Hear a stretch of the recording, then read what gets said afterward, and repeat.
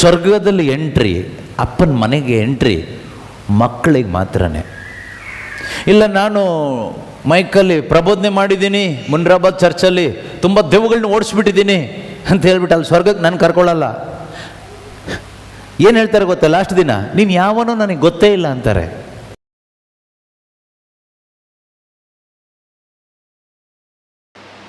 ನಮ್ಮ ಜೀವನದಲ್ಲಿ ಒಂದು ಪರ್ಪಸ್ ಅನ್ನೋದು ಇರುತ್ತೆ, ಉದ್ದೇಶ. ಆ ಉದ್ದೇಶ ಅನ್ನೋದು ಏನು ಅಂತ ನಾವು ಅರ್ಥ ಮಾಡ್ಕೊಳ್ಳದೆ ಹೋದರೆ ನಮ್ಮ ಜೀವನ ಹಾಳಾಗೋಗುತ್ತೆ. ನಮ್ಮ ಜೀವನದಲ್ಲಿ ಒಂದು ಉದ್ದೇಶ ಇರುತ್ತೆ, ಪರ್ಪಸ್. ಆ ಉದ್ದೇಶ ಏನು ಅನ್ನೋದು ನಾವು ಅರ್ಥ ಮಾಡ್ಕೊಳ್ಳದೆ ಹೋದರೆ ನಮ್ಮ ಜೀವನ ಹಾಳಾಗಿ ಹೋಗುತ್ತೆ, ಅಥವಾ ನಾವು ಕೆಟ್ಟ ರೀತಿಯಲ್ಲಿ ಜೀವಿಸಬೇಕಾಗತ್ತೆ, ಸಮಾಧಾನ ಇಲ್ಲದೆ ಜೀವಿಸಬೇಕಾಗತ್ತೆ. ನಮ್ಮ ಜೀವನದಲ್ಲಿ ಉದ್ದೇಶವನ್ನು ನಾವಲ್ಲ ಸೃಷ್ಟಿ ಮಾಡೋದು, ದೇವರು. ನಾನು ಯಾಕೆ ಈ ಭೂಮಿಗೆ ಬರಬೇಕು ಅಂತ ತೀರ್ಮಾನ ಮಾಡಿದ್ದು ದೇವರು. ಕೆಲವು ಟೈಮ್ ನಾವು ದೇವ್ರನ್ನ ಪ್ರಶ್ನೆ ಮಾಡ್ತೀವಿ, ದೇವರೇ ಯಾಕೆ ನನ್ನನ್ನು ಈ ಭೂಮಿಗೆ ಕರ್ಕೊಂಡು ಬಂದೆ, ಯಾಕೆ ನನ್ನನ್ನು ಈ ಕುಟುಂಬದಲ್ಲಿ ಹುಟ್ಟಿಸಿದೀಯಾ, ಈ ರೀತಿಯೆಲ್ಲ ನಾವು ದೇವ್ರನ್ನ ಪ್ರಶ್ನೆ ಮಾಡ್ತೀವಿ. ದೇವ್ರನ್ನ ಆ ರೀತಿ ಪ್ರಶ್ನೆ ಮಾಡಿ ಏನೂ ಪ್ರಯೋಜನ ಇಲ್ಲ. ದೇವರ ಸನ್ನಿಧಿಯಲ್ಲಿ ಕುಳಿತುಕೊಂಡು ದೇವರ ವಾಕ್ಯದ ಮುಖಾಂತರ ನಾವು ತಿಳ್ಕೋಬೇಕು, ಏನು ನನ್ನ ಜೀವನದ ಉದ್ದೇಶ, ದೇವರು ಯಾತಕ್ಕೋಸ್ಕರ ನನ್ನನ್ನು ಈ ಭೂಮಿ ಮೇಲೆ ಮನುಷ್ಯನಾಗಿ ಸೃಷ್ಟಿ ಮಾಡಿದ್ದಾರೆ.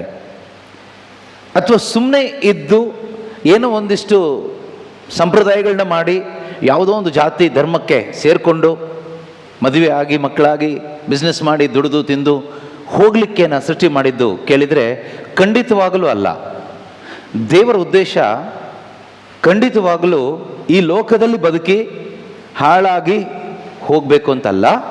ದೇವರ ಉದ್ದೇಶ ಪ್ರತಿಯೊಬ್ಬ ಮನುಷ್ಯನ ಕುರಿತಾಗಿ ದೇವರಿಗಿರ್ತಕ್ಕಂಥ ಉದ್ದೇಶ ಏನು ಕೇಳಿದರೆ, ನಾವೆಲ್ಲರೂ ಕೂಡ ಸತ್ಯವನ್ನು ತಿಳ್ಕೊಂಡು ರಕ್ಷಣೆಯನ್ನು ಪಡ್ಕೊಂಡು ಸ್ವರ್ಗ ರಾಜ್ಯದ ಪ್ರಜೆಗಳಾಗಿ ದೇವರ ಮಕ್ಕಳಾಗಿ ಈ ಪ್ರಪಂಚದಲ್ಲಿ ದೇವರ ಮಹಿಮೆಗಾಗಿ ಬದುಕಬೇಕು. ಯಾರ ಮಹಿಮೆಗಾಗಿ ಬದುಕಬೇಕು? ದೇವರ ಮಹಿಮೆಗಾಗಿ ಬದುಕಬೇಕು. ದೇವರು ನಮ್ಮನ್ನು ಸೃಷ್ಟಿ ಮಾಡಿರೋದೇ ಅವ್ರ ಮಹಿಮೆಗಾಗಿ ನಾವು ಬದುಕಬೇಕು ಅಂತ.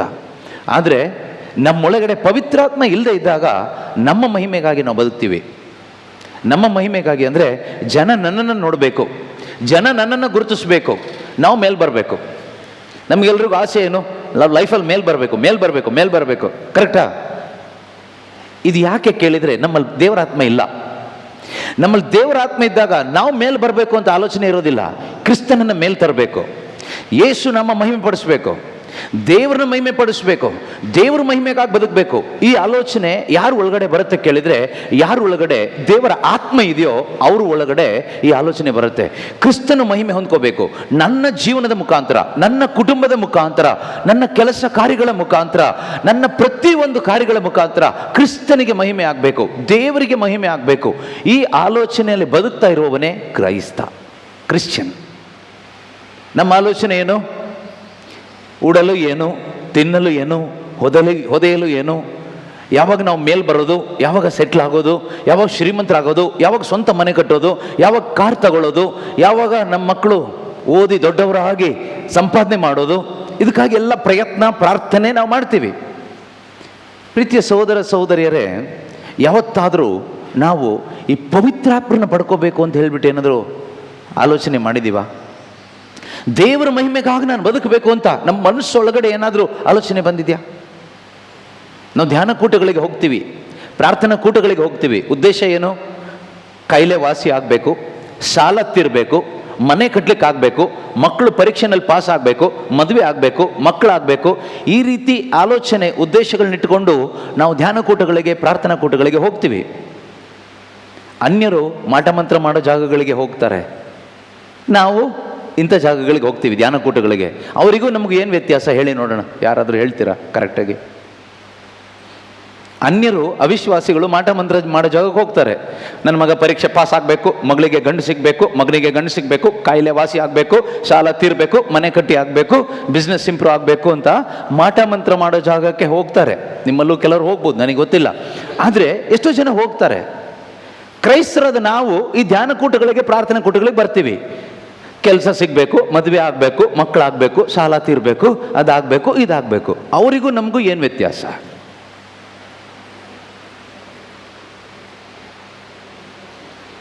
ಏನು ವ್ಯತ್ಯಾಸ?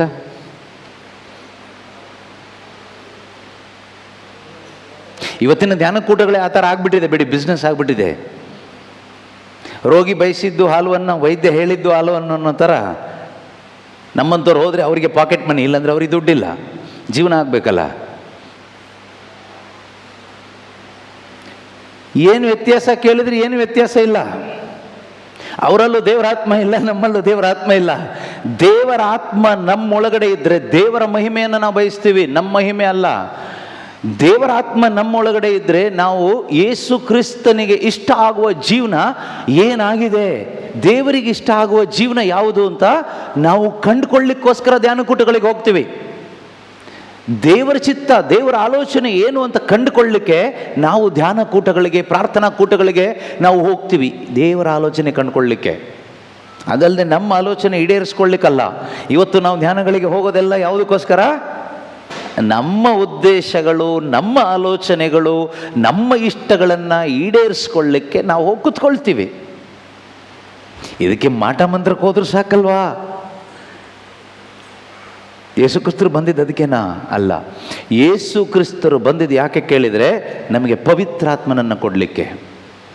ನಮಗೆ ಪವಿತ್ರಾತ್ಮನನ್ನು ಕೊಟ್ಟು ನಮ್ಮೆಲ್ಲರನ್ನ ದೇವರ ಮಕ್ಕಳನ್ನಾಗಿ ಮಾಡಲಿಕ್ಕೆ ಯೇಸು ಕ್ರಿಸ್ತರು ಈ ಭೂಮಿಗೆ ಬಂದಿದ್ದು. ಆದರೆ ಎಷ್ಟು ಜನ ಆ ಪರಿಶುದ್ಧಾತ್ಮರನ್ನ ಸ್ವೀಕಾರ ಮಾಡಿದಿರೋ ನನಗೆ ಗೊತ್ತಿಲ್ಲ. ಪವಿತ್ರಾತ್ಮರು ಸುಮ್ಮನೆ ಅಂಗಡಿಯಲ್ಲಿ ಸಿಗೋದಿಲ್ಲ, ಚರ್ಚಲ್ಲೆಲ್ಲ ಸಿಗೋದಿಲ್ಲ, ಅಲ್ಲಿ ಇಲ್ಲಿ ಅವರಿವ್ರಿಗೆ ಕೊಡೋಕ್ಕಾಗೋದಿಲ್ಲ. ಪವಿತ್ರಾತ್ಮರನ್ನ ಕೊಡೋರು ಒಬ್ಬರೇ, ಅವ್ರು ಯೇಸು ಕ್ರಿಸ್ತರು ಮಾತ್ರನೇ. ಪವಿತ್ರಾತ್ಮರನ್ನ ಕೊಡುವವರು ಒಬ್ಬರೇ, ಅವರು ಯೇಸು ಕ್ರಿಸ್ತರು ಮಾತ್ರನೇ. ಇವತ್ತು ಆ ಯೇಸು ಕ್ರಿಸ್ತರು ಇದಾರ ಕೇಳಿದರೆ 100% ಇದ್ದಾರೆ. ಅವ್ರು ಇರೋದಕ್ಕೋಸ್ಕರ ನಾನಿಲ್ಲಿ ನಿಂತ್ಕೊಂಡಿದ್ದೀನಿ. ನೀವು ಯಾಕೆ ಕೂತ್ಕೊಂಡಿದ್ದೀರೋ ನನಗೆ ಗೊತ್ತಿಲ್ಲ. ನಾನಿಲ್ಲಿ ನಿಂತ್ಕೊಂಡಿರೋದು ಯೇಸು ಕ್ರಿಸ್ತರು ಇರೋದ್ರಿಂದ. ಅವ್ರು ಇದ್ದಾರೆ, ಅವರು ಜೀವಂತವಾಗಿದ್ದಾರೆ. ಅವ್ರು ಏನು ಬಯಸ್ತಾ ಇದ್ದಾರೆ ಗೊತ್ತಾ? ಅವ್ರು ನಮ್ಮೊಬ್ಬೊಬ್ಬರಿಗೂ ಜೀವ ಕೊಡಲಿಕ್ಕೆ ಬಯಸ್ತಾ ಇದ್ದಾರೆ. ನಾವು ನೋಡ್ತೀವಿ ಯೋಹಾನನ ಸುವಾರ್ತೆ 4ನೇ ಅಧ್ಯಾಯದಲ್ಲಿ, ಅಲ್ಲಿ ಯೇಸು ಕ್ರಿಸ್ತರು ಆ ಒಂದು ಸಮಾರ್ಯದ ಸಿಕ್ಕಾರ್ ಎಂಬ ಊರನ್ನು ದಾಟಿ ಹೋಗುವಾಗ ನಡು ಮಧ್ಯಾಹ್ನ ಬಿಸಿಲು. ಆ ಬಿಸಿಲಿನ ಸಮಯದಲ್ಲಿ ಯೇಸು ಸ್ವಾಮಿ ಆ ಯಾಕೋಬನ ಬಾವಿಯ ಬಳಿಯಲ್ಲಿ ಕಾಯ್ತಾ ಇರ್ತಾರೆ. ಅವರಿಗೆ ಹಸಿವಾಗಿದೆ, ಆದರೂ ಕೂಡ ಆ ಯಾಕೋಬನ ಬಾವಿಯ ಬಳಿಯಲ್ಲಿ ಕಾಯ್ತಾ ಇರ್ತಾರೆ. ಯಾತಕ್ಕಾಗಿ ಕಾಯ್ತಾ ಇರ್ತಾರೆ ಅಂದರೆ, ಒಂದು ಮಹಿಳೆಗೋಸ್ಕರ ಕಾಯ್ತಾ ಇರ್ತಾರೆ. ಆ ಮಹಿಳೆಗೆ ಜೀವ ಛಲ ಕೊಡಬೇಕು, ಆ ಮಹಿಳೆಗೆ ರಕ್ಷಣೆ ಕೊಡಬೇಕು, ಅದಕ್ಕೋಸ್ಕರ ಕಾಯ್ತಾ ಇರ್ತಾರೆ. ಆ ಒಂದು ಸಮಾರಿತ ಸ್ತ್ರೀ, ಸಮಾರಿತದ ಹೆಂಗಸು ಅಂತ ಹೇಳ್ತೀವಿ, ಸಮಾರಿಟನ್ ವುಮನ್, ಆಕೆ ಪಾಪದ ಜೀವನವನ್ನು ಜೀವಿಸ್ತಾ ಇರ್ತಾಳೆ. ಲೋಕದ ನೀರನ್ನು ಕುಡಿದು ಕುಡಿದು ಕುಡಿದು ಕುಡಿದು ಲೋಕದ ಸುಖ ಅನುಭವಿಸಿ ಅನುಭವಿಸಿ ಅನುಭವಿಸಿ ನೆಮ್ಮದಿ ಇಲ್ಲದೆ ಬದುಕ್ತಾ ಇರತಕ್ಕಂಥ ಮಹಿಳೆಗೆ, ಆ ಒಂದು ಸ್ತ್ರೀಗೆ ನಿಜವಾದ ಒಂದು ನೀರನ್ನು ಕೊಡಲಿಕ್ಕಾಗಿ ಯೇಸು ಕಾಯ್ತಾ ಇರ್ತಾರೆ. ಆ ಯೇಸು ಇವತ್ತು ಕಾಯ್ತಾ ಇದ್ದಾರೆ. ಎಲ್ಲಿ ಕಾಯ್ತಾ ಇದ್ದಾರೆ ಕೇಳಿದರೆ, ಇಲ್ಲಿ ಆಲಯದಲ್ಲಿ ಕಾಯ್ತಾ ಇದ್ದಾರೆ. ಯಾರಿಗಾಗಿ ಕಾಯ್ತಾ ಇದ್ದಾರೆ ಕೇಳಿದರೆ, ಯಾರೆಲ್ಲ ಈ ಲೋಕದ ನೀರನ್ನು ಕುಡಿದು ಕುಡಿದು ಸಮಾಧಾನ ಇಲ್ಲದೆ, ಶಾಂತಿ ಇಲ್ಲದೆ, ನೆಮ್ಮದಿ ಇಲ್ಲದೆ, ಯಾಕಪ್ಪ ಜೀವನ ಅಂತ ನರಳಾಡ್ತಾ ಇದ್ದೀರಲ್ವಾ, ನಮಗೆಲ್ಲರಿಗೂ ಕೂಡ ಆ ಜೀವ ಛಲ ಕೊಡ್ಲಿಕ್ಕೋಸ್ಕರ ಯೇಸು ಕ್ರಿಸ್ತರು ಇವತ್ತು ಕೂಡ ಕಾಯ್ತಾನೆ ಇದ್ದಾರೆ. ಆದರೆ ನಾವಿಲ್ಲಿಂದ ಹೋಗುವಾಗ ಆ ಜೀವ ಛಲ ಕುಡ್ಕೊಂಡು ಹೋದರೆ ದೇವರಿಗಾಗಿ ಬದುಕ್ತೀವಿ, ದೇವ್ರ ಮಹಿಮೆಗಾಗಿ ಬದುಕ್ತೀವಿ, ಸಮಾಧಾನದಲ್ಲಿ ಬದುಕ್ತೀವಿ. ಆದರೆ ಬರೀ ಕೈಯಲ್ಲಿ ಹೋದರೆ, ಏನೋ ಒಂದು ಸೌಖ್ಯ ಸಿಕ್ತು, ಏನೋ ಒಂದು ಅದ್ಭುತ ಆಯಿತು, ಅಷ್ಟೇ ತಗೊಂಡು ಹೋದರೆ ಸಮಾಧಾನವಾಗಿ ಬದುಕೋಕ್ಕಾಗಲ್ಲ, ದೇವರ ಮಹಿಮೆಗಾಗಿ ಬದುಕಲಿಕ್ಕೆ ಆಗೋದಿಲ್ಲ. ಬದುಕಲಿಕ್ಕೆ ಆಗಬೇಕಾದ್ರೆ ದೇವರ ಆತ್ಮ ಬೇಕು. ದೇವರ ಆತ್ಮ ಇದ್ದರೆ ಮಾತ್ರನೇ ನಾವು ದೇವರ ಮಹಿಮೆಗಾಗಿ ಬದುಕಲಿಕ್ಕಾಗತ್ತೆ.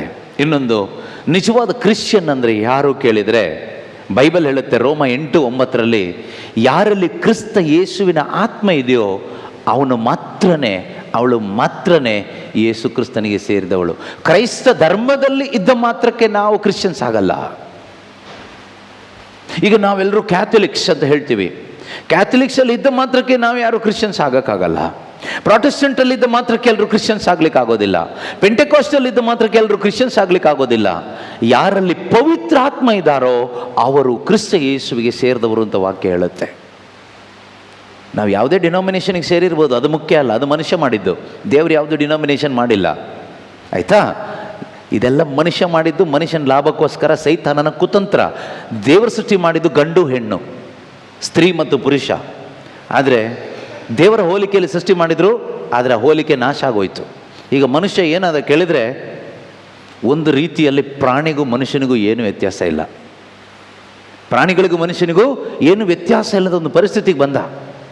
ಆದರೆ ದೇವರು ಕರುಣಾಮಯಿ ವಾಪಸ್ ಮನುಷ್ಯನಿಗೆ ದೇವರ ರೂಪವನ್ನು ಕೊಡಬೇಕು ಅಂತ ಬಯಸಿ ಈ ಭೂಮಿಗೆ ದೇವರು ಮನುಷ್ಯನಾಗಿ ಬಂದರು.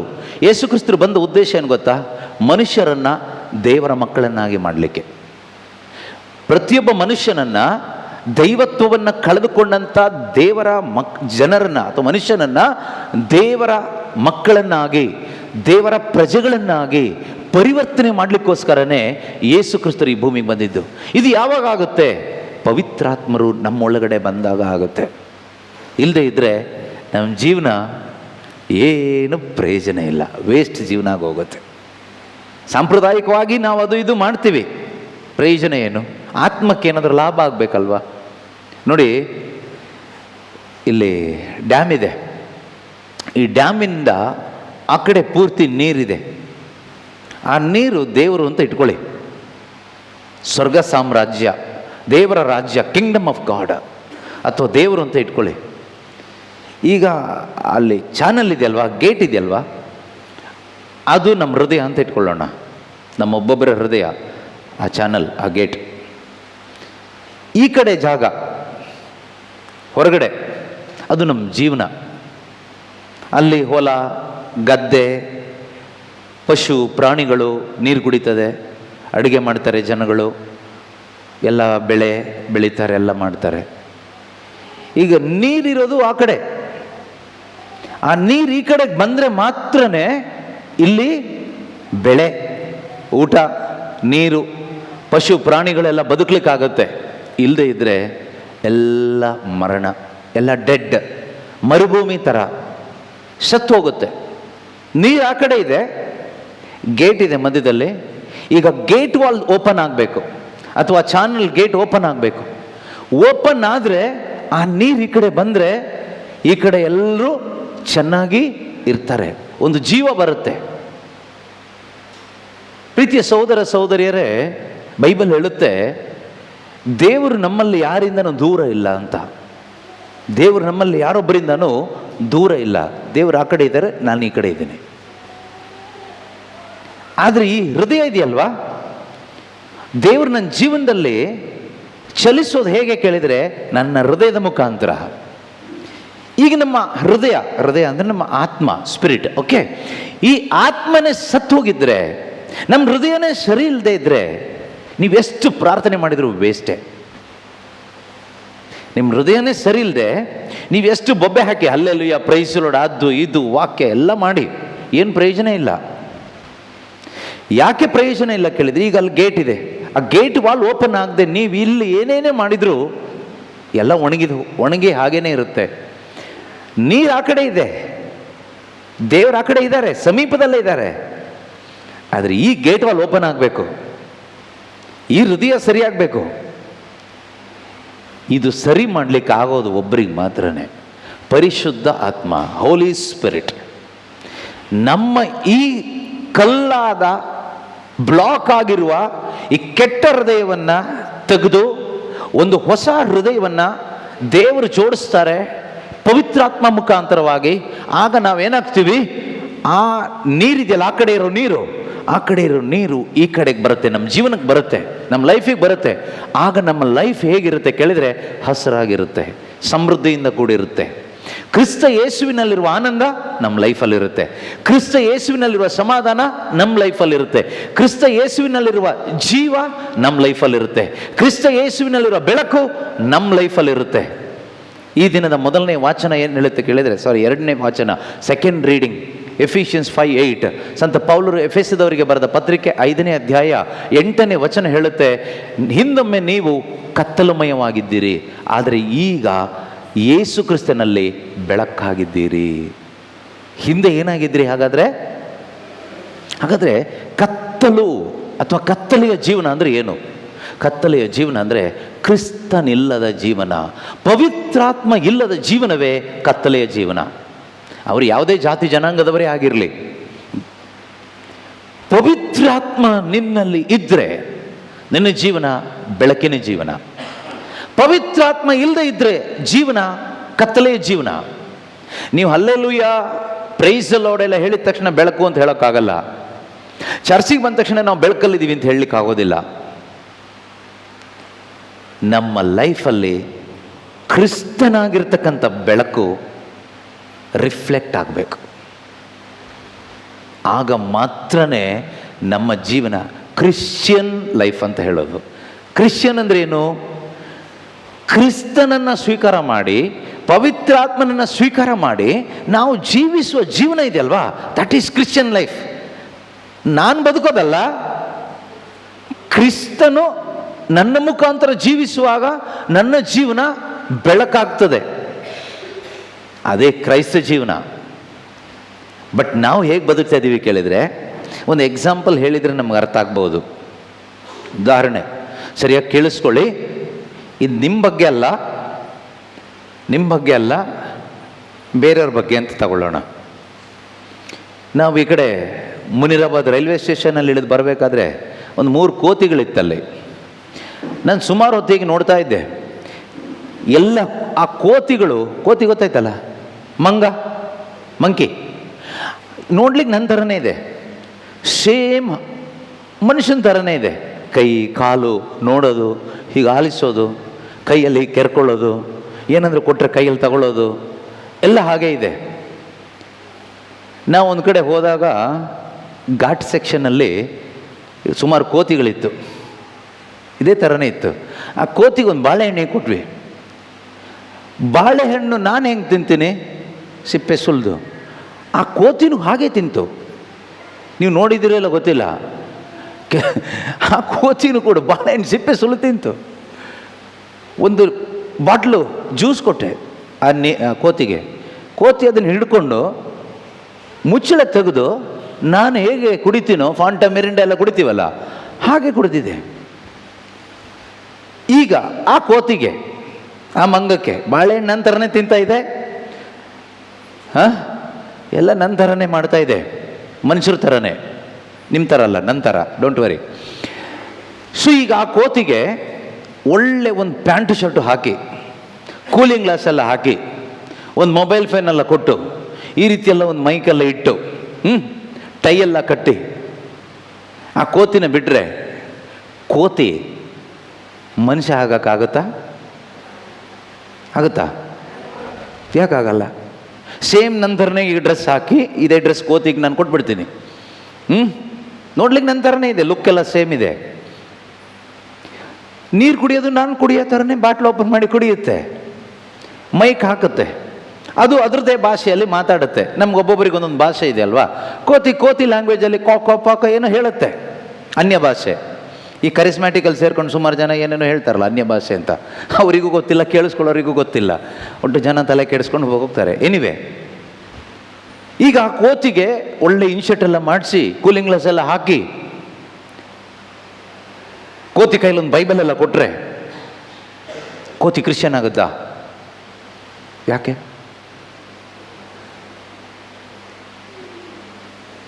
ಮಂಗ ಕ್ರಿಶ್ಚಿಯನ್ ಆಗುತ್ತಾ? ಮನುಷ್ಯ ಆಗುತ್ತಾ? ಅದು ಕೋತಿನೇ, ಮಂಗನೇ. ಮಂಗನಿಂದ ಮಾನವ ಇಲ್ಲ, ಮಂಗನಿಂದ ಮಂಗ, ಮನುಷ್ಯನಿಂದ ಮಂಗನ ಥರ ಇರೋ ಮನುಷ್ಯರು ಬರ್ತಾರೆ, ಆದರೆ ಮಂಗ ಬರಲ್ಲ, ಮನುಷ್ಯನಿಂದ ಮನುಷ್ಯನೇ ಬರೋದು. ಸೊ ಕೋತಿ ಅವತ್ತು ಕೋತಿನೇ, ಅದಕ್ಕೆ ಏನೇ ಮೇಕಪ್ ಮಾಡಿದರೂ ಕೋತಿನೇ, ಅದು ಚೇಂಜ್ ಆಗಲ್ಲ.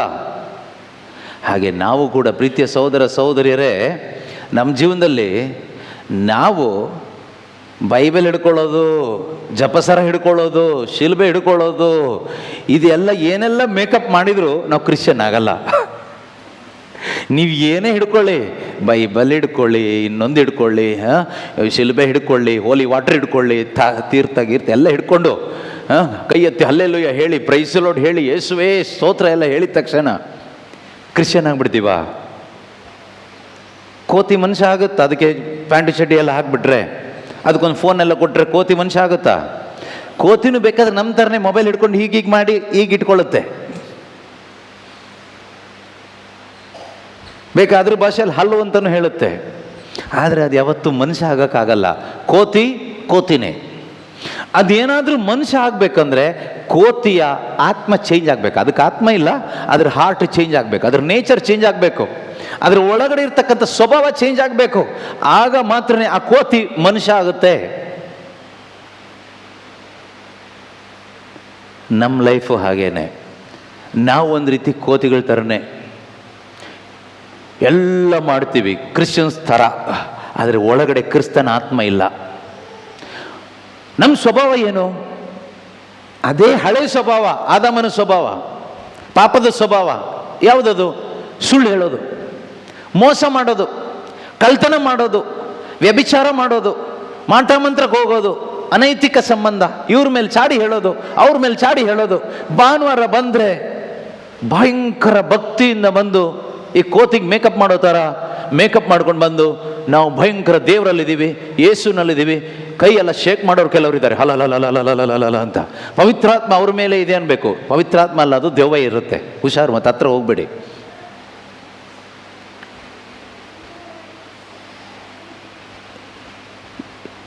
ಇದು ಯಾರ ಕತೆ? ಕೋತಿ ಕತೆನಾ ನಮ್ಮದೇ ಕತೆನಾ? ನನಗೆ ಗೊತ್ತಿಲ್ಲ. ನಾನು ನನ್ನ ಬಗ್ಗೆ ಹೇಳಿದ್ದು, ನಿಮ್ಮ ಬಗ್ಗೆ ನನಗೆ ಗೊತ್ತಿಲ್ಲ. ನೋಡಿ, ಚರ್ಚ್ ಒಳಗಡೆ ಬಂದ ತಕ್ಷಣ ಯಾರು ಚೇಂಜ್ ಆಗಲ್ಲ. ಕೆಲವರು ಇದ್ದಾರಲ್ಲ, ಈ ಪೆಂಟೆಕೋಸ್ ಚರ್ಚಲ್ಲೆಲ್ಲ ಏನು ಹೇಳ್ತಾರೆ ಕೇಳಿದರೆ, ನೀರಲ್ಲಿ ಮುಳುಗಿ ಎದ್ದು ಬಿಟ್ಟರೆ ಅವನು ಹೊಸ ಸೃಷ್ಟಿ ಆಗಿಬಿಡ್ತಾನೆ ಅಂತ. ಅದು ಯಾವ ಪುಣ್ಯಾತ್ಮ ಕಂಡಿಡಿದ್ನೋ ಗೊತ್ತಿಲ್ಲ. ಯಾವುದು ನೀರಲ್ಲಿ ಮುಳುಗಿ ಎದ್ದ ತಕ್ಷಣ ಯಾರು ಹೊಸ್ತಾಗೋದಿಲ್ಲ. ಪವಿತ್ರಾತ್ಮ ಯಾವುದು ಆತ್ಮ ಬಂದು ಕುತ್ಕೊಳ್ಳೋದಿಲ್ಲ ನೀರಲ್ಲಿ. ಕ್ರಿಸ್ತ ಯೇಸುವಿನಲ್ಲಿಟ್ಟ ವಿಶ್ವಾಸ, ಮಾನಸಾಂತರದ ಹೃದಯ, ಇದನ್ನು ದೇವರು ನೋಡಬೇಕು, ದೇವರ ಅಪ್ರೂವಲ್ ಕೊಡಬೇಕು. ಇಲ್ಲಿ ಯಾರೋ ನಾನು ತಲೆ ಮೇಲೆ ಕೈ ಇಟ್ಟ ತಕ್ಷಣ ಪವಿತ್ರಾತ್ಮ ಬಂದು ನಿಮ್ಮೊಳಗಡೆ ಬರೋದಿಲ್ಲ, ಅಥವಾ ತಲೆ ಮೇಲೆ ನೀರು ಹಾಕಿದ ತಕ್ಷಣ ಪವಿತ್ರಾತ್ಮ ಒಳಗಡೆ ಬರೋದಿಲ್ಲ. ಯಾವುದೋ ನೀರಲ್ಲಿ ಮುಳುಗಿ ಎದ್ದ ತಕ್ಷಣ ಪರಿಶುದ್ಧಾತ್ಮರ ಒಳಗಡೆ ಬರೋದಿಲ್ಲ. ಪರಿಶುದ್ಧಾತ್ಮರ ನಮ್ಮ ಒಳಗಡೆ ಬರಬೇಕಾದ್ರೆ ಪ್ರೀತಿಯ ಸಹೋದರ ಸಹೋದರಿಯರೇ, ಮೊದಲು ಸುವಾರ್ತೆಯನ್ನು ಆಲಿಸಬೇಕು. ಯೇಸು ಕ್ರಿಸ್ತನಿಗೆ ಸಂಬಂಧಪಟ್ಟ, ನಿತ್ಯ ಜೀವಕ್ಕೆ ಸಂಬಂಧಪಟ್ಟ, ಪಾಪ ಕ್ಷಮೆಗೆ ಸಂಬಂಧಪಟ್ಟ ದೇವರ ವಾಕ್ಯವನ್ನು ಆಲಿಸಬೇಕು. ಸಂತ ಪೌಲರು ಎಫೆಸದವರಿಗೆ ಬರೆದ ಪತ್ರಿಕೆಯಲ್ಲಿ 1ನೇ ಅಧ್ಯಾಯ 13ನೇ ವಚನದಲ್ಲಿ ಹೇಳ್ತಾರೆ. ಏನಂತ ಹೇಳ್ತಾರೆ ಕೇಳಿದರೆ, ಸಂತ ಪೌಲರು ಎಫೆಸದವರಿಗೆ ಬರೆದ ಪತ್ರಿಕೆ ಅಧ್ಯಾಯ 1 ವಚನ 13ರಲ್ಲಿ ನಾವು ಓದ್ತೀವಿ, ನೀವು ಸಹ ಸತ್ಯವಾಕ್ಯವನ್ನು ಅಂದರೆ ನಿಮಗೆ ಜೀವೋದ್ಧಾರವನ್ನೀಯುವ ಶುಭ ಸಂದೇಶವನ್ನು ಕೇಳಿ. ಆ ಥರ ಒಂದು ಶುಭ ಸಂದೇಶ ಇದೆ. ಇವತ್ತು ನಮಗೆ ಈ ಧ್ಯಾನಗಳಿಗೆ, ಪ್ರಾರ್ಥನೆಗಳಿಗೆ, ಸಭೆಗಳಿಗೆ ಅಲ್ಲಿ ಇಲ್ಲಿ ಹೋದರೆ ನಮ್ಗೆ ಕೇಳಿಸೋದೇನು ಗೊತ್ತಾ? ನಿಮ್ಮನ್ನು ಬೇಗ ಮೇಲೆ ತೆಗೆದುಕೊಂಡು ಹೋಗುವ, ನಿಮ್ಮನ್ನು ಮೇಲೆ ಕೆಬ್ಬಿಸುವ ದೇವರಿದ್ದಾರೆ, ಯೇಸು ಇದ್ದಾರೆ. ಅದು ಈ ಬೈಬಲ್ ಯೇಸು ಅಲ್ಲ, ಅವ್ರ ಜೀಸಸ್, ಅವ್ರ ಯೇಸು. ಯೇಸು ಬಂದಿದ್ದು ನಮ್ಮನ್ನು ಮರಣದಿಂದ ಎಬ್ಬಿಸಲಿಕ್ಕೆ, ಕತ್ತಲೆಯಿಂದ ಎಬ್ಬಿಸಲಿಕ್ಕೆ, ಲೈಫಲ್ಲಿ ನಮ್ಮನ್ನು ಬಡತನದಿಂದ ಶ್ರೀಮಂತರನ್ನಾಗಿ ಮಾಡಲಿಕ್ಕಲ್ಲ, ಆತ್ಮದಲ್ಲಿ ಶ್ರೀಮಂತರನ್ನಾಗಿ ಮಾಡಲಿಕ್ಕೆ. ಏನೂ ಮನೆ ಇಲ್ಲ, ಸ್ವಂತ ಮನೆ ಕೊಟ್ಟು ಅವನಿಗೆ ಸೆಟ್ಲ್ ಮಾಡೋಣ, ಅದು ನಿಮ್ಮ ಜೀಸಸ್, ಲೋಕದ ಜೀಸಸ್. ಸ್ವರ್ಗದಿಂದ ಇಳಿದು ಬಂದ ಜೀವವುಳ್ಳ ರೊಟ್ಟಿ ನಾನೇ.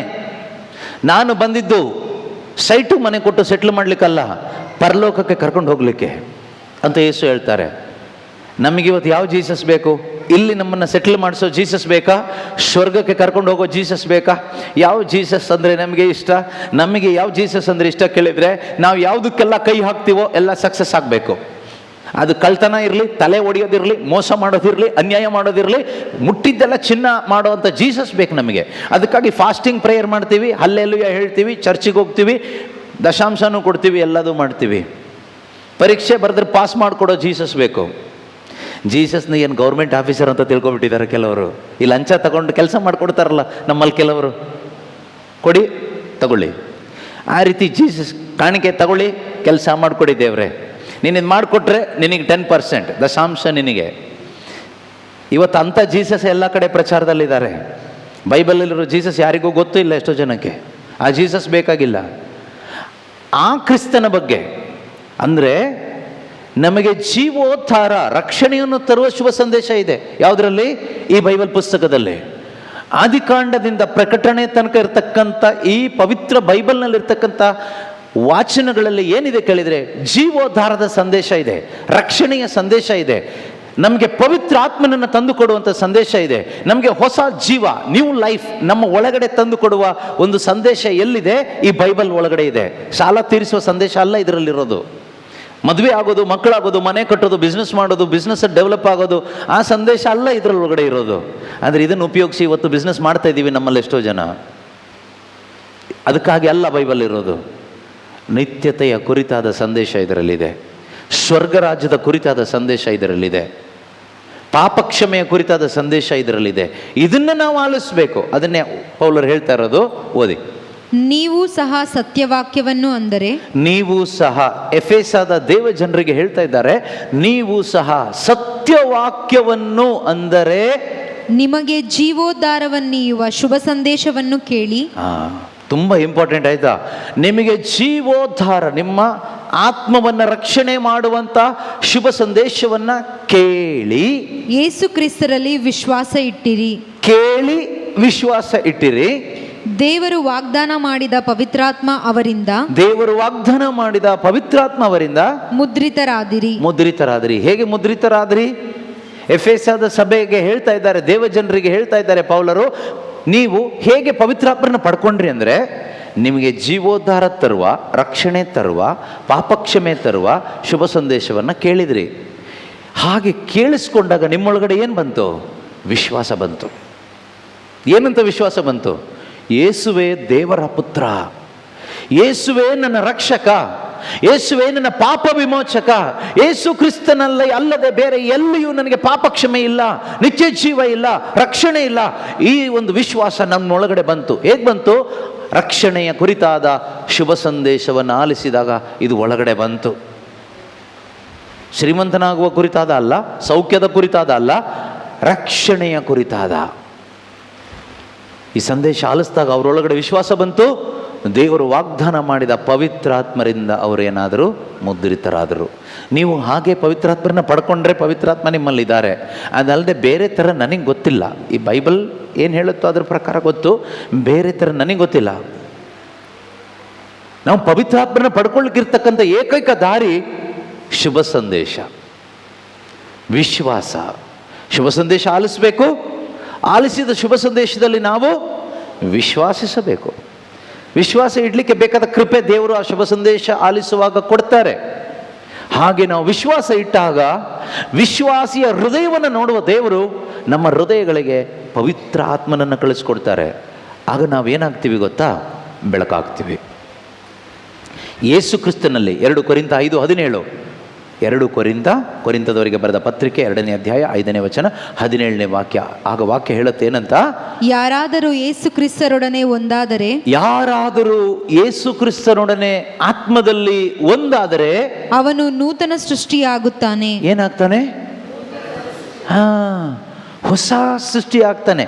ಕಲರ್ ಚೇಂಜ್ ಆಗಲ್ಲ, ಗಂಡು ಗಂಡೆ, ಹೆಣ್ಣು ಹೆಣ್ಣೆ, ಶರೀರದಲ್ಲಿ ಏನು ಚೇಂಜ್ ಆಗಲ್ಲ, ಹೆದರ್ಕೋಬೇಡಿ ಆಯ್ತಾ? ಯೇಸು ಕ್ರಿಸ್ತನಲ್ಲಿ ಒಬ್ಬನು ಒಂದಾದರೆ ಒಳಗಡೆ ಆತ್ಮದಲ್ಲಿ, ಇಲ್ಲಿ ಡ್ಯಾಮೇಜ್ ಆಗಿರೋದಲ್ಲಿ ಒಳಗಡೆ ಹೃದಯದಲ್ಲಿ, ಆತ್ಮದಲ್ಲಿ, ಒಳಗಡೆ ನೂತನ ಸೃಷ್ಟಿ ಆಗುತ್ತಾನೆ, ಹೊಸ ಸೃಷ್ಟಿ. Everything is new. ಯೇಸು ಕ್ರಿಸ್ತನಲ್ಲಿ ಒಂದಾಗೋದು ಹೇಗೆ? ಯೇಸು ಕ್ರಿಸ್ತನಲ್ಲಿ ಒಂದಾದರೆ ನೂತನ ಸೃಷ್ಟಿ ಆಗ್ತಾನೆ. ಯೇಸುವಿನಲ್ಲಿ ಒಂದಾಗೋದು ಹೇಗೆ? ವಿಶ್ವಾಸದ ಮುಖಾಂತರ, ಬೇರೆ ದಾರಿ ಇಲ್ಲ. ಯೇಸುನ ಹೋಗಿ ಹಿಂಗೆ ತಬ್ಬಿ, ಈಗ ಯೇಸು ಸ್ವಾಮಿಯಲ್ಲಿ ಬಂದು ನಿಂತ್ಕೊಂಡು ಯೇಸುವೆ ನಾನು ನೀನು ಒಂದೇ ಅಂತ ಹಿಂಗೆ ಹಿಡ್ಕೊಬಿಟ್ರೆ ಒಂದಾಗಕ್ಕಾಗಲ್ಲ. ಜೂದಾಸ್ ಹಂಗೆ ಹಿಡ್ಕೊಂಡ, ಹಾಗೆ ಎತ್ತು ಮುತ್ತು ಕೊಟ್ಟು ನೇಣಾಕೊಂಡು ಸತ್ತೋದ. ನಮ್ಮಲ್ಲೂ ಹಾಗೆ ಎಷ್ಟೋ ಜನ ಜೂದಾಸುಗಳಿದ್ದೀವಿ. ಭಾನುವಾರ ಬರ್ತೀವಿ, ಆಮೇನಂತ ಯೇಸು ಸ್ವಾಮಿ ಶರೀರ ರಕ್ತವನ್ನು ತಗೊಳ್ತೀವಿ, ಯೇಸುಗೆ ಮುತ್ತು ಕೊಡ್ತೀವಿ, ಹೋಗ್ಬಿಟ್ಟು ಸುಳ್ಳು, ಕಳ್ತನ, ಮೋಸ, ಅನ್ಯಾಯ, ಕಪಟತನ, ದುಡ್ಡು ದುಡ್ಡು ದುಡ್ಡು ದುಡ್ಡು ದುಡ್ಡು ದುಡ್ಡು, ಇದೇ ಜೀವನ. ಜೂದಾಸ್ಗೂ ಇವನಿಗೇನು ವ್ಯತ್ಯಾಸ? ಏನು ವ್ಯತ್ಯಾಸ ಇಲ್ಲ. ಅವನಲ್ಲಿದ್ದ, ನಾವಿಲ್ಲಿದ್ದೀವಿ ಅಷ್ಟೇ, ಬೇರೆ ಏನು ವ್ಯತ್ಯಾಸ ಏನಿಲ್ಲ.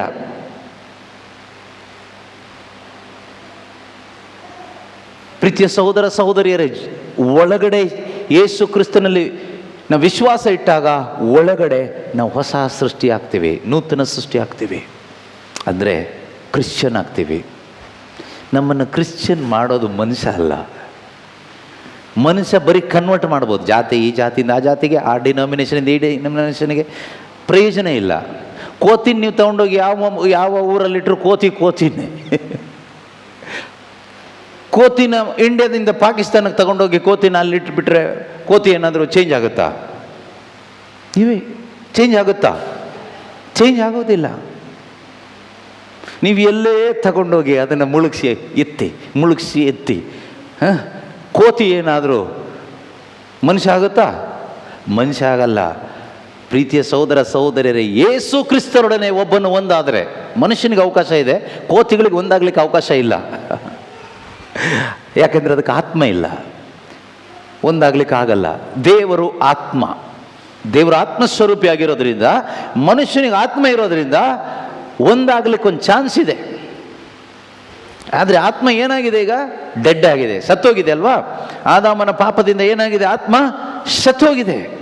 ಈ ಆತ್ಮ ಸತ್ತವರಿಗೆ ಆತ್ಮಹತ್ಯೆ ಆಲೋಚನೆ ಬರ್ತಾ ಇರುತ್ತೆ ಅವಾಗ.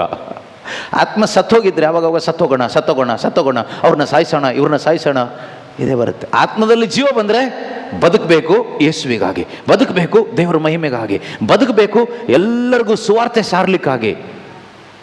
ಇಲ್ಲದೇ ಇದ್ದರೆ ಆತ್ಮ ಸತ್ತೋದ್ರೆ ಬದುಕಬೇಕು ನನಗಾಗಿ, ನನ್ನ ಹೆಂಡತಿ, ನನ್ನ ಮಕ್ಕಳು, ನನ್ನ ಗಂಡ, ನನ್ನ ಕುಟುಂಬ, ನನ್ನೊಂದು ಸರ್ಕಲ್ ಇದೆ, ನಾನು ಚೆನ್ನಾಗಿರಬೇಕು. ಆತ್ಮದಲ್ಲಿ ಜೀವ ಇಲ್ಲ.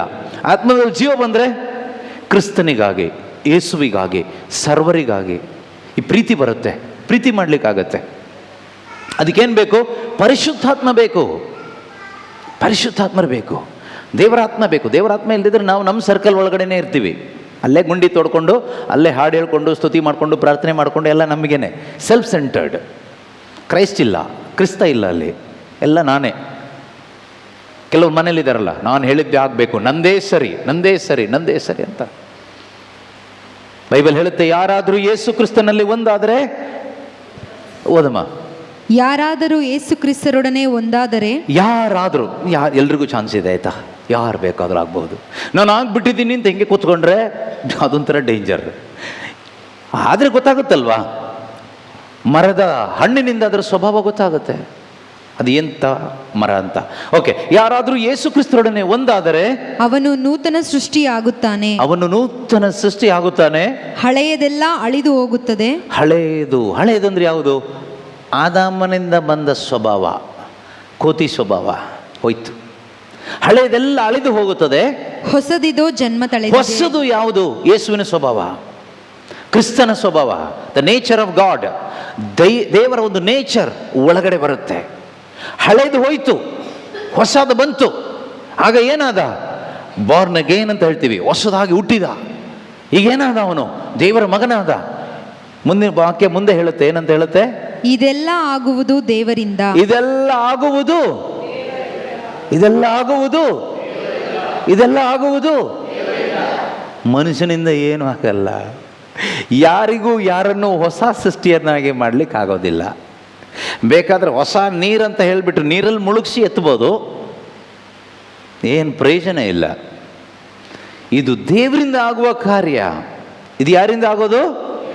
ದೇವರಿಂದ.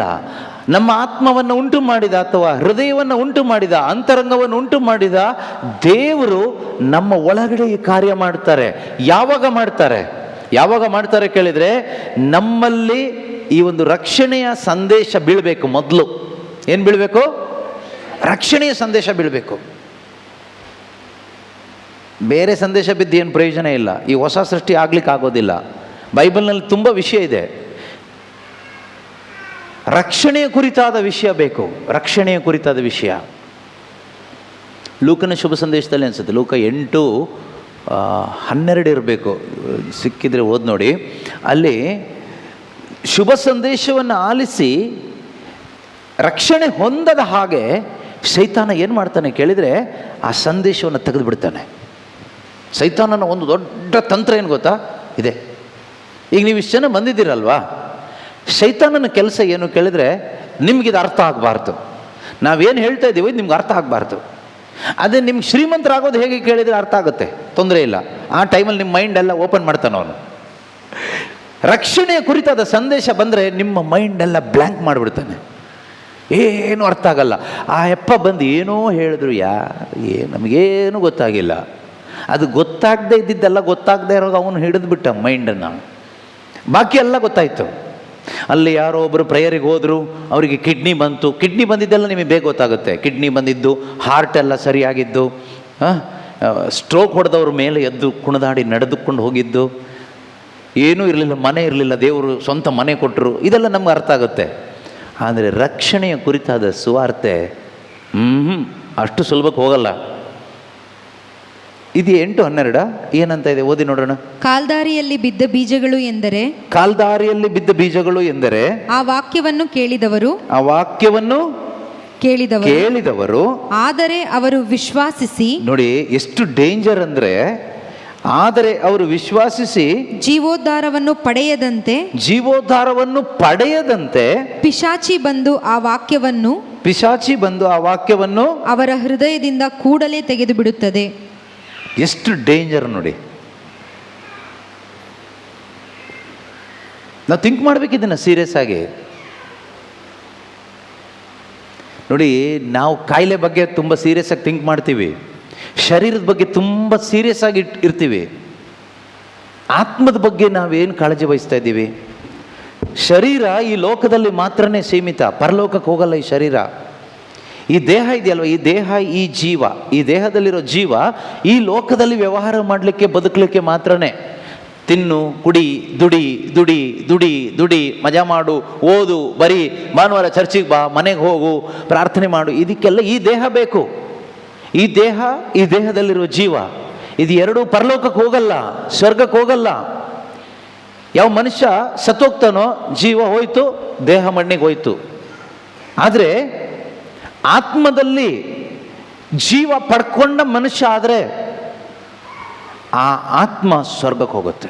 ಆತ್ಮ ನಿತ್ಯ ಜೀವ ಪಡ್ಕೊಳ್ಳಿಕ್ಕೆ, ಅಮರ ಜೀವಕ್ಕಾಗಿ ಪರಲೋಕಕ್ಕೆ ಹೋಗುತ್ತೆ.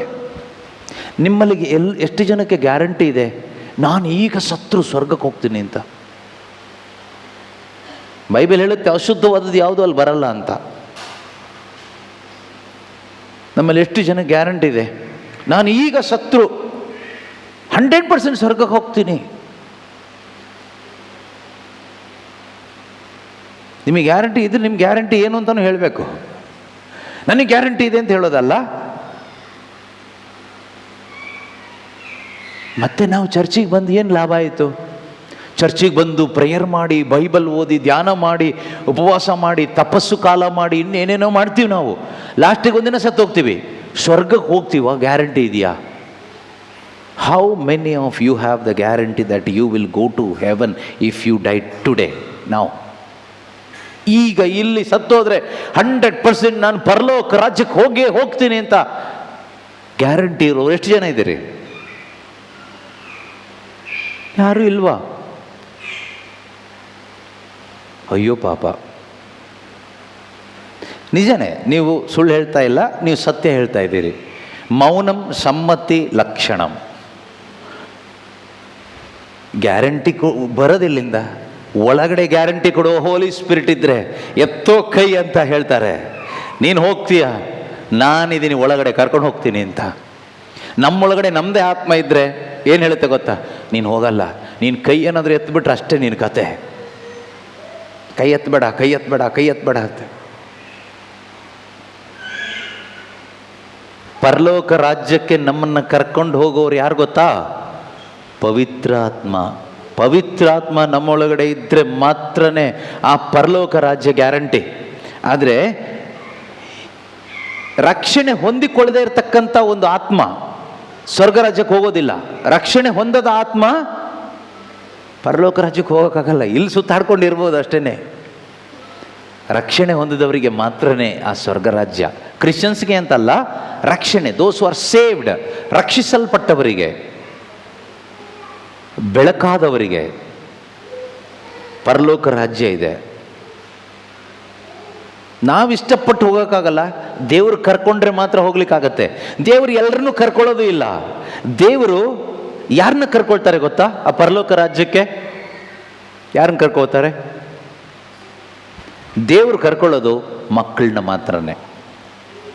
ಸ್ವರ್ಗದಲ್ಲಿ ಎಂಟ್ರಿ, ಅಪ್ಪನ ಮನೆಗೆ ಎಂಟ್ರಿ ಮಕ್ಕಳಿಗೆ ಮಾತ್ರನೇ. ಇಲ್ಲ ನಾನು ಮೈಕಲ್ಲಿ ಪ್ರಬೋಧನೆ ಮಾಡಿದ್ದೀನಿ, ಮುನ್ರಾಬಾದ್ ಚರ್ಚಲ್ಲಿ ತುಂಬ ದೆವ್ವಗಳನ್ನ ಓಡಿಸ್ಬಿಟ್ಟಿದ್ದೀನಿ, ಅಂತ ಹೇಳ್ಬಿಟ್ಟು ಅಲ್ಲಿ ಸ್ವರ್ಗಕ್ಕೆ ನಾನು ಕರ್ಕೊಳ್ಳಲ್ಲ. ಏನು ಹೇಳ್ತಾರೆ ಗೊತ್ತಾ, ಲಾಸ್ಟ್ ದಿನ ನೀನು ಯಾವನೋ ನನಗೆ ಗೊತ್ತೇ ಇಲ್ಲ ಅಂತಾರೆ.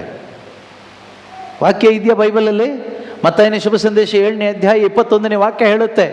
ಅಲ್ಲಿ ಹೋಗ್ಬಿಟ್ಟು ತೀರ್ಪಿನ ದಿನ ನಾನೇನಾದರೂ ಅಲ್ಲಿ ನಿಂತ್ಕೊಂಡು, ದೇವರೇ ನಾನು ಆ ಚರ್ಚಲ್ಲಿ ಇಷ್ಟು ಬೋಧನೆ ಮಾಡಿದೆ, ಈ ಚರ್ಚಲ್ಲಿ ಇಷ್ಟು ಬೋಧನೆ ಮಾಡಿದೆ, ಇಲ್ಲಿ 50 ದೆವ್ವನ ಓಡಿಸ್ದೆ, ಅಲ್ಲಿ 50 ಕಿಡ್ನಿ ರೋಗಿಗಳನ್ನ ಗುಣ ಮಾಡಿದೆ, ಇವರಿಗೆ ಇಷ್ಟು ದಾನ ಧರ್ಮ ಮಾಡಿದೆ, ರಿಟ್ರೀಟ್ ಕಂಡಕ್ಟ್ ಮಾಡಿದೆ, ಎಲ್ಲ ಮಾಡಿದೆ ಅಂದರೆ ದೇವ್ರು ಹೇಳ್ತಾರೆ, ನೀನು ಯಾವ ಊರವ್ರು ನನಗೆ ಗೊತ್ತೇ ಇಲ್ಲ, ನನಗೂ ನಿನಗೂ ಏನೂ ಸಂಬಂಧನೇ ಇಲ್ಲ, ಗೆಟ್ ಔಟ್ ಅಂತಾರೆ. ನಾನು ಚರ್ಚಿಗೆ ಬಂದೆ, ಉಪವಾಸ ಮಾಡಿದೆ, ದಾನ ಧರ್ಮ ಮಾಡಿದೆ, ಕ್ಯಾಂಡಲ್ ಅಂಟಿಸ್ದೆ, ಅಲ್ಲೆಲ್ಲೂಯ್ಯ ಹೇಳಿದೆ, ಪ್ರೈಸ್ ಅಲೋಡ್ ಹೇಳಿದೆ, ನನಗೆ ಗೊತ್ತಿಲ್ವ ನಿನಗೆ? ನೀನು ಯಾರೋ ಗೊತ್ತೇ ಇಲ್ಲ ಅಂತಾರೆ ದೇವರು. ಊರವರಿಗೆಲ್ಲ ಗೊತ್ತಲ್ಲ, ನಾನು ತುಂಬ ಫೇಮಸ್ ಅಲ್ಲ ದೇವರೇ, ನಿನಗೆ ಗೊತ್ತಿಲ್ವಾ?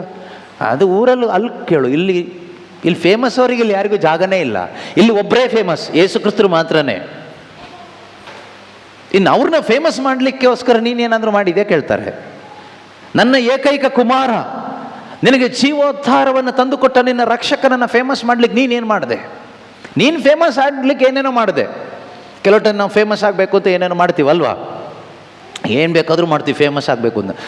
ನಮ್ಮ ಹೆಸರು ಜನ ಗುರುತಿಸ್ಬೇಕು, ಜನ ನಮ್ಮನ್ನು ಏನು ಮಾಡಬೇಕು? ಗುರುತು ಹಿಡಿಬೇಕು. ಇಲ್ಲಿ ಕೆಲವರೆಲ್ಲ ಬೆಂಚುಗಳಿಗೆಲ್ಲ ಹೆಸರು ಹಾಕಿಟ್ಟಿದ್ದೀರಲ್ವ? ಯಾಕೆ ಹಾಕಿದ್ದು ಹೇಳಿ? ಯಾಕೆ ನೀವು ಕೊಟ್ಟಿದ್ದು ಯಾರಿಗೆ? ನನಗೆ ಗೊತ್ತಿಲ್ಲ ಯಾರು ಕೊಟ್ಟಿದ್ದೀರೋ ಬಿಟ್ಟಿದ್ದೀರೋ. ಉದಾಹರಣೆ ಅರ್ಥ ಆಗ್ಲಿಕ್ಕೆ ಹೇಳ್ತಾ ಇರೋದು. ಎಲ್ಲ ಊರಲ್ಲೂ ಇದೇನೆ, ಅರ್ಥ ಆದರೆ ಮಾನಸಾಂತರ ಪಡಬೇಕಷ್ಟೇ. ಯಾರಿಗೆ ಕೊಟ್ಟಿರೋದು? ದೇವರಿಗೆ. ದೇವ್ರಿಗೆ ಕೊಟ್ಟಿದ್ದು ಹೆಸರು ಹಾಕಿ ಕೊಡ್ತಾರಾ? ಹೆಸರು ಯಾಕೆ ಹಾಕಿದ್ದೇಳಿ? ನನ್ನನ್ನು ಜನ ಗುರುತಿಸ್ಬೇಕು. ನಾನು ಕೊಟ್ಟಿದ್ದು, ಈ ಕುಟುಂಬದವ್ರು ಕೊಟ್ಟಿದ್ದು, ಈ ಮನೆಯವ್ರು ಕೊಟ್ಟಿದ್ದು, ಈ ಹೆಸರವ್ರು ಕೊಟ್ಟಿದ್ದು. ನಾಳೆ ಮತ್ತೆ ಬಂದು ಅಳ್ಸಕ್ಕೆ ಹೋಗ್ಬೇಡಿ, ಇರಲಿ ಅಲ್ಲಿ. ಹೃದಯ ಸರಿಯಾದ್ರೆ ಸಾಕು. ದೇವ್ರು ನೋಡೋದು ಹೃದಯ, ಹಾರ್ಟ್ ಸರಿ ಇರಬೇಕು. ಪ್ರತಿಯೊಂದು ಮನುಷ್ಯ ಅವನ ಸ್ವಾರ್ಥಕ್ಕೋಸ್ಕರ ಮಾಡ್ತಾನೆ. ಕ್ರಿಸ್ತನನ್ನು ಮಹಿಮೆ ಪಡಿಸಬೇಕು ಅಂತ ಆಲೋಚನೆ, ನಿಜವಾದ ಕ್ರಿಸ್ತನ ಆತ್ಮ ಒಳಗಡೆ ಇದ್ದರೆ ಈ ಆಲೋಚನೆ ಬರುತ್ತೆ. ಈ ಆಲೋಚನೆ ಬರಬೇಕಾದ್ರೆ ನಮಗೆ ಮೊದಲು ರಕ್ಷಣೆ ಆಗಬೇಕು, ನಮ್ಮ ಆತ್ಮಕ್ಕೆ ಬೆಳಕು ಬರಬೇಕು. ಕ್ರಿಸ್ತನಲ್ಲಿನೇ ಈ ಬೆಳಕು ನನಗೆ ಸಿಗೋದು. ಯೇಸು ಕ್ರಿಸ್ತನಲ್ಲಿ ನಾನು ಬಂದಾಗ ನಾನೇನಾಗ್ತೀನಿ? ಬೆಳಕಾಗ್ತೀನಿ. ಇಲ್ಲದೇ ಇದ್ದರೆ ಬೆಳಕಿನ ಥರ ಮೇಕಪ್ ಮಾಡ್ಕೋಬೇಕಾಗತ್ತೆ. ಅದಕ್ಕೆ ಯೇಸು ಕ್ರಿಸ್ತರು ಅಂಥವ್ರನ್ನ ನೋಡಿ ಹೇಳಿದ್ದು, ಸುಣ್ಣ ಬಳಿದ ಸಮಾಧಿ, ವೈಟ್ ವಾಶ್ಡ್ ಟೂಮ್.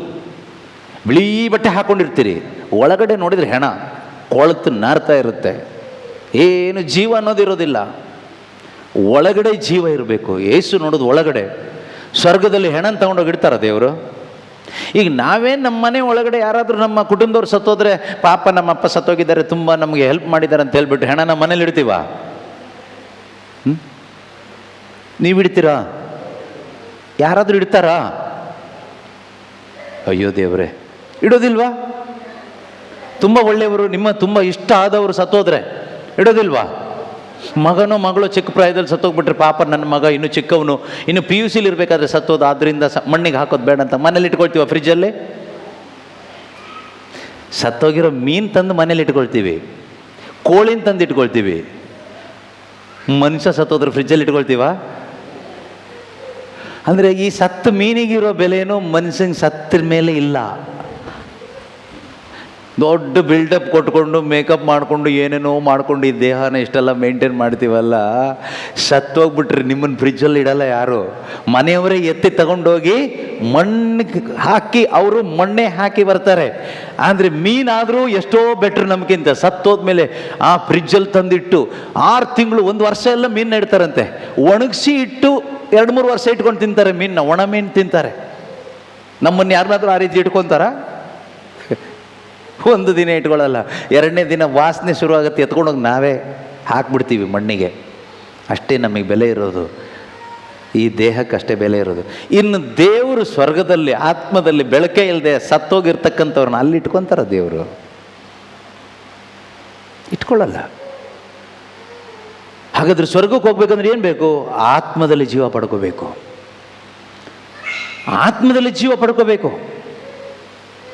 ಈ ಜೀವ ಕೊಡುವವರು ಯೇಸು ಕ್ರಿಸ್ತರು. ಅದಕ್ಕೆ ಯೇಸು ಹೇಳಿ, ನಾನು ಬಂದಿದ್ದು ಜೀವ ಕೊಡಲಿಕ್ಕೆ, ಸಮೃದ್ಧಿಯಾಗಿ ಜೀವ ಕೊಡಲಿಕ್ಕೆ ನಾನು ಬಂದಿರೋದು. ಈ ಜೀವ ನಮಗೆ ಹೇಗೆ ಸಿಗುತ್ತೆ ಕೇಳಿದರೆ, ಆ ಜೀವ ತಂದು ಕೊಡುವ ಶುಭ ಸಂದೇಶ ಆಲಿಸಬೇಕು. ಈ ಶುಭ ಸಂದೇಶ ಆಲಿಸಿದಾಗ ವಿಶ್ವಾಸ ಬರುತ್ತೆ. ವಿಶ್ವಾಸ ಇಟ್ಟಾಗ ಜೀವ ಒಳಗಡೆ ಬರುತ್ತೆ, ಬೆಳಕು ಒಳಗಡೆ ಬರುತ್ತೆ. ಆಗ ನಾವು ಬೆಳಕಿನ ಮಕ್ಕಳಾಗ್ತೀವಿ. ಆಗ ನಾವು ಜೀವಂತ ದೇವರ ಮಕ್ಕಳಾಗ್ತೀವಿ. ನಾವು ಪವಿತ್ರಾತ್ಮ ಭರಿತರಾಗ್ತೀವಿ, ಹೊಸ ಸೃಷ್ಟಿ ಆಗ್ತೀವಿ. ಇದಾಗೋದು ಯಾರಿಗಿಷ್ಟ ಇಲ್ಲ? ಪಿಶಾಚಿಗಿಷ್ಟ ಇಲ್ಲ. ಆದ್ದರಿಂದ ಅವನೇನು ಮಾಡ್ತಾನೆ, ಮೈಂಡ್ ಒಳಗಡೆ ಏನೋ 108 ಆಲೋಚನೆ ಕೊಡ್ತಾನೆ. ಇವರೇನೋ ಹೇಳ್ತಾ ಇದ್ದಾರೆ, ನಿಂಗೆ ಅರ್ಥ ಆಗ್ತಾ ಇಲ್ಲ. ಇವರೇನೋ ಹೇಳ್ತಾ ಇದ್ದಾರೆ, ನಿಂಗೆ ಅರ್ಥ ಆಗಲ್ಲ, ನಿಂಗೆ ಅರ್ಥ ಆಗಲ್ಲ. ನಿಮ್ಮಲ್ಲಿ ಯಾರಿಗಾದ್ರೂ ಆ ಥರ ಆಲೋಚನೆ ಬರ್ತಾ ಇದೆಯಾ? ಹೇಳೋ ವಿಷಯ ಅರ್ಥ ಆಗ್ತಾ ಇದೆಯಾ? ಅರ್ಥ ಆಗ್ತಾ ಇದೆ, ಸಂತೋಷ. ಅರ್ಥ ಆಗದೆ ಇದ್ದರೆ ಅವನು ಒಳಗಡೆ ಕೆಲಸ ಮಾಡ್ತಾ ಇದ್ದಾನೆ ಅಂತ ಅರ್ಥ. ಇನ್ನೊಂದು ಸರಿ ಅದು ಓದಿ, 2:8-12, ಲೂಕ್ 8:12. ಕಾಲ್ದಾರಿಯಲ್ಲಿ ಬಿದ್ದ ಬೀಜಗಳು. ಇದು ಬಿತ್ತುವವನ ಸಾಮರ್ಥ್ಯದಲ್ಲಿ ಯೇಸು ಹೇಳ್ತಾ ಇರೋದು, ಆಯ್ತಾ? ಒಬ್ಬನು ಬಿತ್ತನೆ ಮಾಡ್ಲಿಕ್ಕೆ ಹೋಗ್ತಾನೆ, ಬಿತ್ತುವಾಗ ಕೆಲವು ಬೀಜಗಳು ಕಾಲ್ದಾರಿಯಲ್ಲಿ ಬಿತ್ತು ಅಲ್ವಾ? ಕಾಲ್ದಾರಿಯಲ್ಲಿ ಬಿದ್ದ ಬೀಜಗಳು ಅಂದ್ರೆ ಏನು? ಅವನಿಗೆ ವಾಕ್ಯ ಸಿಗ್ತಾ ಇದೆ. ಈಗ ನಿಮಗೆ ಏನು ಸಿಗ್ತಾ ಇದೆ? ವಚನಗಳು ಸಿಗ್ತಾ ಇದೆಯಾ? ವಚನಗಳು ಸಿಗ್ತಾ ಇದೆ, ಆದರೆ ಪ್ರಯೋಜನ ಆಗ್ತಾ ಇಲ್ಲ. ಆಗಬೇಕು, ನೀವು ಬಿಟ್ಟುಕೊಡ್ಬಾರ್ದು. ನಿಮಗಿದು ಅರ್ಥ ಆಗಬೇಕು. ಯಾಕೆ ಅರ್ಥ ಆಗ್ತಾ ಇಲ್ಲ? ಯಾಕೆ ನನ್ನ ಜೀವನದಲ್ಲಿ ಪ್ರಯೋಜನ ಆಗ್ತಾ ಇಲ್ಲ? ಯಾಕೆ ಅಂದರೆ, ಓದಿ ಗೊತ್ತಾಗುತ್ತೆ. ಅವರು ವಿಶ್ವಾಸಿಸಿ ಜೀವೋದ್ಧಾರವನ್ನು ಪಡೆಯದಂತೆ. ಕೇಳಿಸ್ಕೊಳ್ಳಿ, ನೀವು ವಾಕ್ಯ ಕೇಳಿಸ್ಕೊಳ್ಳುವಾಗ ನಿಮಗೆ ವಿರುದ್ಧವಾದ ಒಂದು ಶಕ್ತಿ ಕ್ರಿಯೆ ಮಾಡುತ್ತೆ, ದುಷ್ಟಶಕ್ತಿ, ಈವಿಲ್ ಪವರ್, ಪಿಶಾಚಿ. ಅವನೇನು ಮಾಡ್ತಾನೆ ಅಂದರೆ, ಕೇಳಿಸಿಕೊಂಡಿದ್ದು ನಿಮಗೆ ಅರ್ಥ ಆಗದ ಹಾಗೆ, ವಿಶ್ವಾಸ ಇಡದ ಹಾಗೆ, ಜೀವೋದ್ಧಾರವನ್ನು ಪಡೆಯದಂತೆ, ವಿಶ್ವಾಸಿಸಿ ಜೀವೋದ್ಧಾರ ರಕ್ಷಣೆಯನ್ನು ಪಡೆಯದಂತೆ ಪಿಶಾಚಿ ಬಂದು. ಯಾರು ಬಂದು? ಹಾಗಾದ್ರೆ ವಾಕ್ಯ ನಾನು ಈ ಕಡೆಯಿಂದ ಹೇಳುವಾಗ ಅಲ್ಲಿಂದ ಯಾರು ಬರ್ತಾರೆ? ಪಿಶಾಚಿ ಬಂದು ಏನು ಮಾಡ್ತಾನೆ? ಏನ್ ಮಾಡ್ತಾನಂತ ಇದೆ? ಆ ವಾಕ್ಯವನ್ನು ಅವರ ಹೃದಯದಿಂದ ಕೂಡಲೇ ತೆಗೆದು ಬಿಡುತ್ತದೆ. ಕೂಡಲೇ ತೆಗೆದು ಬಿಸಾಡುತ್ತಂತೆ. ಈಗ ನೀವು ಎಲ್ಲರೂ ರೈತರು ಅಂತ ಅನಿಸುತ್ತೆ, ಬಿತ್ತನೆ ಎಲ್ಲ ಮಾಡ್ತೀರಿ. ಬಿತ್ತನೆ ಮಾಡುವಾಗ ಬೀಜ ನೆಲದಲ್ಲಿ ಇದ್ದರೆ ಮಾತ್ರನೇ ಅಲ್ವಾ ಮೊಳಕೆ ಹೊಡೆದು ಏನಾದರೂ ಫಲ ಬರೋದು? ಕರೆಕ್ಟಾ? ನೀವು ಬಿತ್ತನೆ ಮಾಡ್ತೀರಲ್ವ, ಬೀಜ, ಭತ್ತ, ಜೋಳ, ರಾಗಿ ಎಲ್ಲ ಬಿತ್ತನೆ ಮಾಡ್ತೀರಿ. ಬಿತ್ತನೆ ಮಾಡುವಾಗ ಅಲ್ಲಿ ನೀವು ಹಾಕ್ತಿರಲ್ವ ಬೀಜ ಮಣ್ಣಿಗೆ, ಆ ಬೀಜ ಅಲ್ಲಿ ಇರಬೇಕಾ, ಅಲ್ಲಿಂದ ಹೋಗ್ಬೇಕಾ?